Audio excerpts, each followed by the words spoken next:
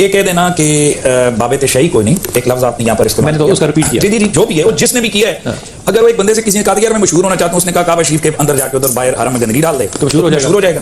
بات یہ ہے کہ اب یہاں پر عالم اسلام کی اتنی قداور شخصیات موجود ہیں پاکستان کے اندر کہ جناب ان ادھر تک پہنچنے کے لیے نا مزید 100 سال محنت کرنی پڑے گی تو پھر کوئی پہنچے گا۔ راستہ ایک ہی تھا کہ آدھا ادھر کو ہٹ کرو، آدھا ادھر کو ہٹ کرو، آدھا ادھر کو ہٹ کرو، اور زبان بدتمیزی سے یہ کہہ دو جی کہ باب شیع کوئی۔ انہوں نے کہا کہ اگلے زمانوں میں کوئی شخص تھا، اس کو مشہور ہونے کا شوق تھا، اور اسے کسی نے مشورہ دیا کہ تم جا کے کعبہ شریف میں گند کر دو، یعنی ایز اے ٹائلٹ کعبہ شریف کو یوز کرو، تو اتنی بڑی ایکٹیویٹی جب تم پرفارم کرو گے تو خود بخود تمہیں مشہوری مل جائے گی۔ آپ یہ دیکھیں، یہ علماء کی لینگویج آپ دیکھیں، یعنی سٹارٹ کس سے یہ کر رہے ہیں؟ گند تمہارے بزرگوں نے ڈالا۔ جو شخص پچھلے 12-13 سال سے پچھلی 12-13 صدیوں کا گند صاف کر رہا ہے، اسے یہ تانا دے رہے ہو کہ وہ گند کر رہا ہے۔ نحمدہ ونصلی علی رسولہ الکریم، اما بعد، فاعوذ باللہ من الشیطان الرجیم، بسم اللہ الرحمن الرحیم۔ السلام علیکم۔ آج کا ہمارا موضوع انجینئر محمد علی مرزا کے بارے میں ہے۔ مفتی حنیف قریشی نے مرزا محمد علی پر جو الزامات لگائے ہیں اپنے بزرگان دین کے بارے میں، اور یہ بھی کہا ہے کہ وہ کس طرح سے بات کرتے ہیں اور کس طرح سے وہ گند پھیلا رہے ہیں، اس بات کا جواب مرزا محمد علی نے کس طرح سے دیا ہے،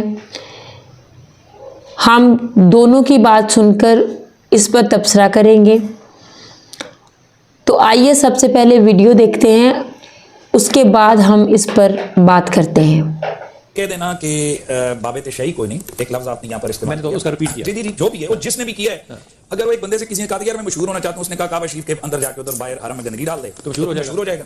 بات یہ ہے کہ اب یہاں پر عالم اسلام کی اتنی قداور شخصیات موجود ہیں پاکستان کے اندر کہ جناب ان ادھر تک پہنچنے کے لیے نا مزید 100 سال محنت کرنی پڑے گی تو پھر کوئی پہنچے گا۔ راستہ ایک ہی تھا کہ آدھا ادھر کو ہٹ کرو، آدھا ادھر کو ہٹ کرو، آدھا ادھر کو ہٹ کرو، اور زبان بدتمیزی سے یہ کہہ دو جی کہ باب شیع کوئی۔ انہوں نے کہا کہ اگلے زمانوں میں کوئی شخص تھا، اس کو مشہور ہونے کا شوق تھا، اور اسے کسی نے مشورہ دیا کہ تم جا کے کعبہ شریف میں گند کر دو، یعنی ایز اے ٹائلٹ کعبہ شریف کو یوز کرو، تو اتنی بڑی ایکٹیویٹی جب تم پرفارم کرو گے تو خود بخود تمہیں مشہوری مل جائے گی۔ آپ یہ دیکھیں، یہ علماء کی لینگویج آپ دیکھیں، یعنی سٹارٹ کس سے یہ کر رہے ہیں؟ گند تمہارے بزرگوں نے ڈالا۔ جو شخص پچھلے 12-13 سال سے پچھلی 12-13 صدیوں کا گند صاف کر رہا ہے، اسے یہ تانا دے رہے ہو کہ وہ گند کر رہا ہے۔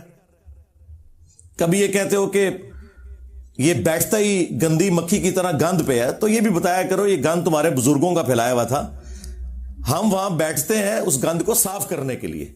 چاٹ تو تم لوگ رہے ہو پچھلے 1200-1300 سال سے، کسی کی جرت نہیں ہوئی کہ اس سسٹم کو چیلنج کرو۔ تو انہوں نے اب یہ لفظ استعمال کیا، کعبے میں گند۔ بھائی حنیف قریشی صاحب، گند انہوں نے ڈالا جنہوں نے چشتی رسول اللہ کلمہ پڑھوایا، ہاں، اور آج جب ہم نے یہ بات کی ہے تو کہتے ہو یہ الحاقی عبارتیں ہیں، بعد میں کتابوں میں داخل کر دی ہیں۔ تم لوگ تو مناظرے کرتے رہے ہو شتیہات کے نام کے اوپر۔ خواجہ نے کیا فرمایا؟ سنو کہ میں کون ہوں اور کیا ہوں۔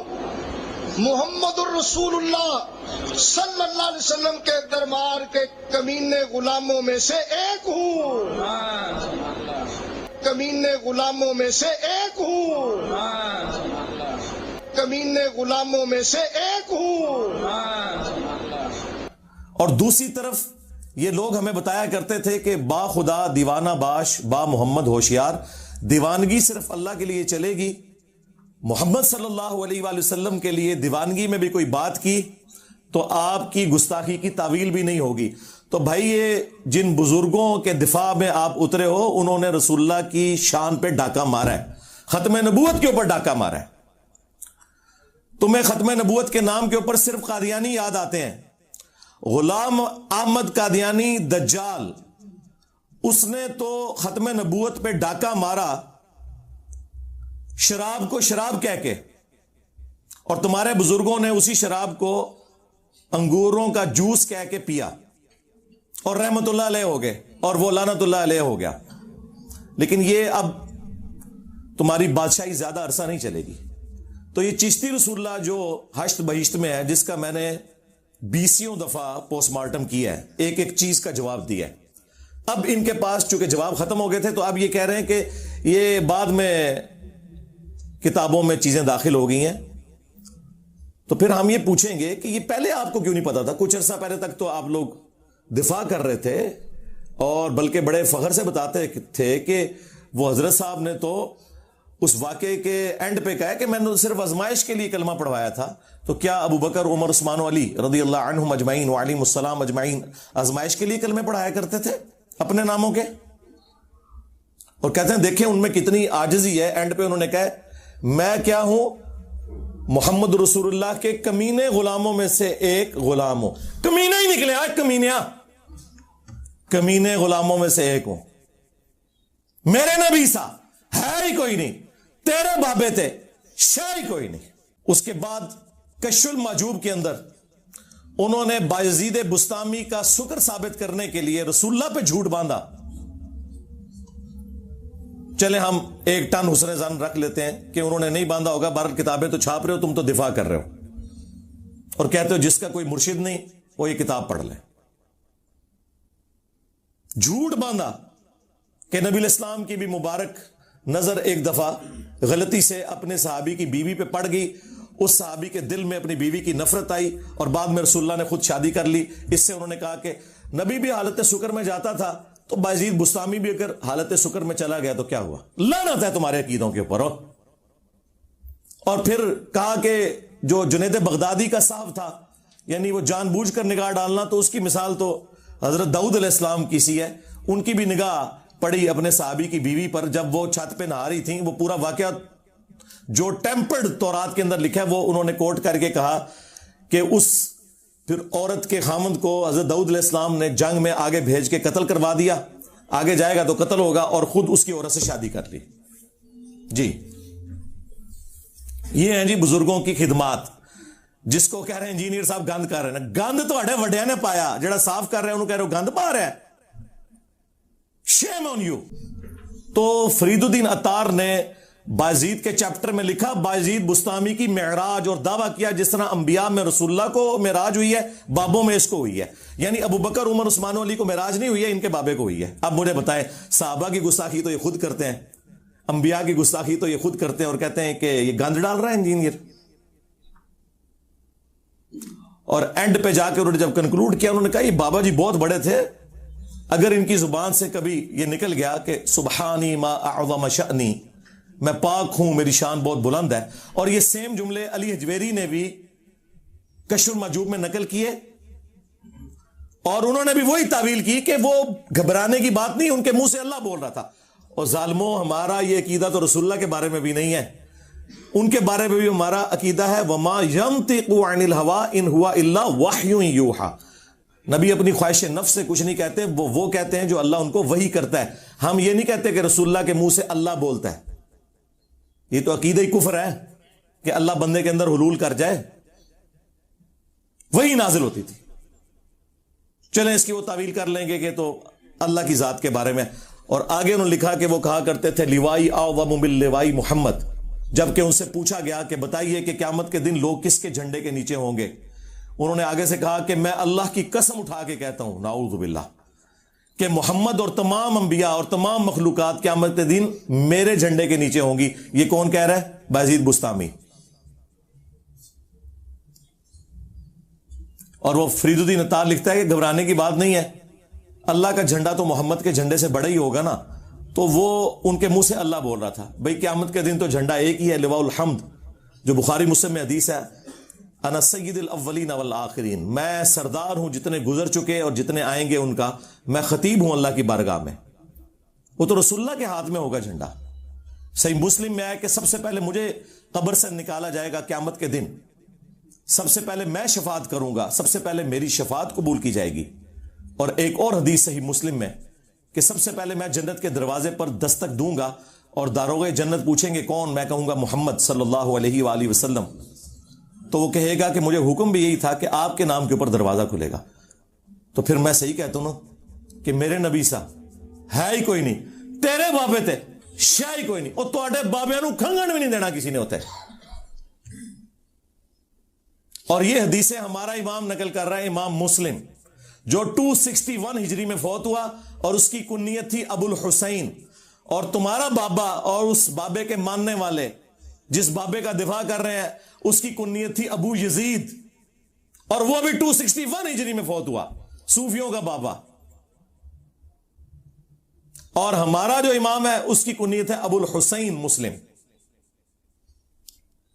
فرق دیکھ لیں, ایک ہی زمانے میں ایک ہی سن میں فوت ہوئے ہیں, اور زمین و آسمان کا فرق ہے. جی ناظرین, ہم نے ویڈیو دیکھی, آپ نے بھی باتیں سنی, میں نے بھی سنی, کس طرح سے انہوں نے واضح طور پر بتایا کہ مختلف بزرگان دین نے کس طرح سے کتابوں میں غلط غلط باتیں لکھی ہیں اور ان کو کس طرح سے بیان کیا ہے, اور پھر ہمارے جو انبیاء کرام ہیں ان کی شان میں کس طرح کی گستاخیاں کی ہیں, اور ان کے بزرگوں کی کتابیں ہیں وہ لکھی ہیں, ان کو کس طرح سے ایکسپوز کیا ہے مرزا محمد علی نے. یہ وہ کتابیں ہیں جو ہر کوئی پڑھ سکتا ہے. اگر کسی کو اس بارے میں ڈاؤٹ ہے تو اس کتاب کو اٹھا کے پڑھ کے دیکھ لے, آپ کا ڈاؤٹ ختم ہو جائے گا. میں آگے بھی آپ کو یہ بات کہتی ہوں کہ ہمیں ہر بات کی تصدیق کرنی چاہیے. جس بات میں ہمیں اختلاف نظر آتا ہے یا جس بات کو ہم کو لگتا ہے کہ یہ کسی بھی عالم نے ٹھیک نہیں کیا, تو اس کے بارے میں ہمیں تحقیق کرنے کا حق ہے, اس کے بارے میں ہمیں جاننے کا حق ہے. کسی بھی بات میں جو کسی بھی عالم نے کی ہو, اگر ہمیں اس کے بارے میں ڈاؤٹ ہو تو ہمیں اس بارے میں مکمل تحقیق کرنے کا حق ہے, مکمل جاننے کا حق ہے کہ وہ بات صحیح کر رہے ہیں, غلط کر رہے ہیں, کس لحاظ سے کر رہے ہیں. تو ہمیں بھی تاریخ کی کتابوں کا بھی مطالعہ کرنا چاہیے. قرآن اور ہمیں تلاوت کرنا اور ہوتی ہے, لیکن کسی چیز کو جاننے کے لیے قرآن پاک کو پڑھنا, اس کے ترجمے کو پڑھنا, اس کو سمجھنا, یہ چیز اور ہو جاتی ہے. تو ہمیں قرآن پاک کو تفصیلی پڑھنا چاہیے تاکہ ہمیں ہر بات کا اچھی طرح سے پتہ چل سکے, اور ہم ان علماء کرام کی باتوں پر نہ جائیں, صرف اسی پر نہ بیٹھے رہیں, یا پھر ان کو ہم غلط نہ تسلیم کر لیں. جس طرح سے بہت سے لوگ جو انجینئر محمد علی مرزا کی باتوں کو صرف اپنے پسندیدہ علماء کرام کے پیچھے لگ کر یا پھر اپنے بزرگان دین کے پیچھے لگ کر اس کی بات کو غلط تو کہہ دیتے ہیں, لیکن کبھی انہوں نے یہ جاننے کی کوشش نہیں کی کہ ہم اس بات کی تصدیق کریں.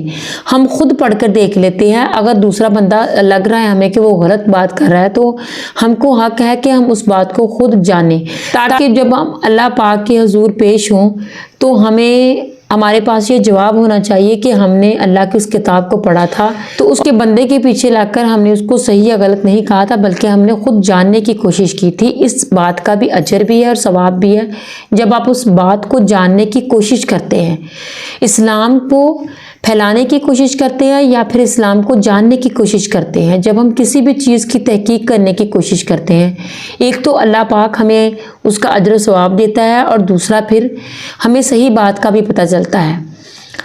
تو ہمیں اپنا علم وسیع کرنا چاہیے, کوشش کرنی چاہیے ہم خود بھی اس چیز کو پڑھیں. اللہ پاک ہم سب کو توفیق دے کہ ہم دین کو خود سمجھنے کی کوشش کریں. اللہ پاک ہم سب کو اپنے احکامات پر چلنے کی توفیق دے, آمین. السلام علیکم. چینل کو سبسکرائب کریں پلیز, ویڈیو کو شیئر کریں, لائک کریں. لائک کرنے سے مجھے پتہ چلتا ہے کہ آپ کو یہ چیز پسند آئی ہے, میری حوصلہ افزائی ہوتی ہے.